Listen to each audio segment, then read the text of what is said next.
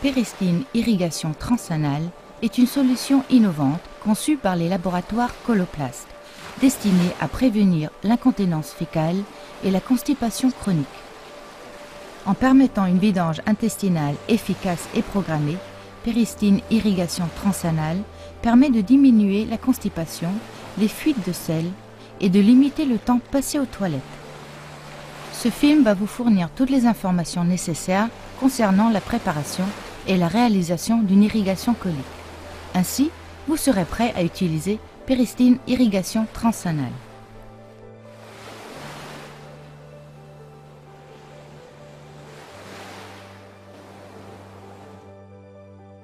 Votre système digestif regroupe tous les organes impliqués dans la digestion des aliments que vous mangez.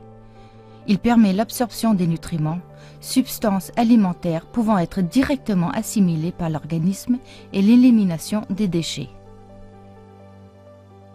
Dès que vous avalez une bouchée, votre système digestif s'active automatiquement.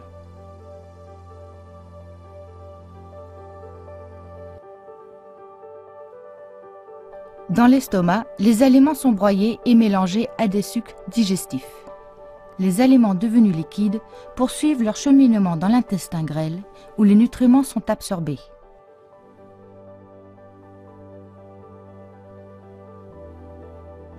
Dans le gros intestin, appelé aussi côlon, l'eau et les sels sont absorbés.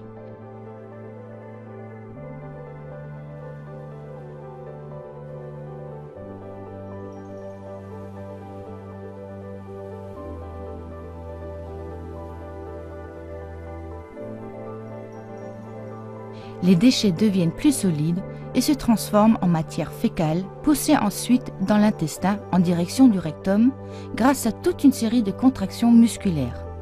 C'est ce qu'on appelle le péristaltisme. Chaque jour, on compte 3 à 4 mouvements péristaltiques majeurs appelés mouvements en masse. Le temps nécessaire aux aliments pour traverser le système digestif est appelé temps de transit.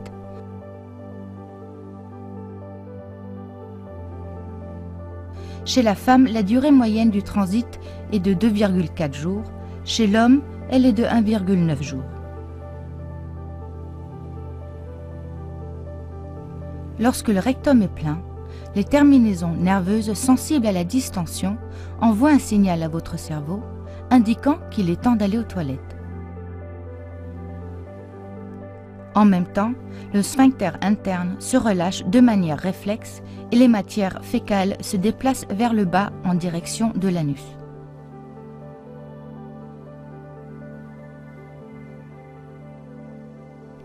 Lorsque vous êtes prêt, vous laissez volontairement votre sphincter externe se relâcher et les matières fécales sont expulsées.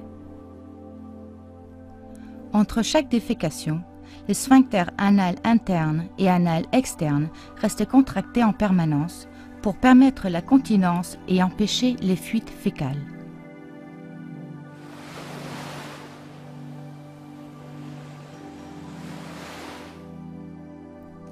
Si pour une raison quelconque, votre intestin ou vos sphincters ne fonctionnent pas correctement, il est probable que vous souffriez d'incontinence fécale ou de constipation chronique, voire des deux.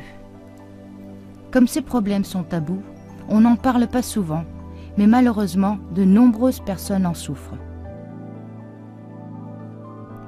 Si vous avez une lésion de la moelle épinière, il se peut que vous ne ressentiez pas le besoin impérieux d'aller à la selle, car le signal envoyé à votre cerveau est inexistant ou trop faible. Vous pouvez avoir perdu totalement ou en partie la maîtrise de votre sphincter externe et en conséquence souffrir d'incontinence fécale. Le temps de transit dans le côlon peut également être affecté par une lésion de la moelle épinière, ce qui peut entraîner une constipation chronique. Le temps de transit est en général presque doublé. Comme la quantité d'eau réabsorbée par l'intestin est trop importante, les selles deviennent dures et sèches. Leur expulsion devient difficile et douloureuse.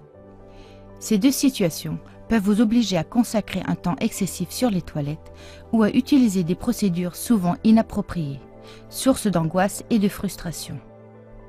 Il est donc important que vous trouviez un traitement qui vous convienne.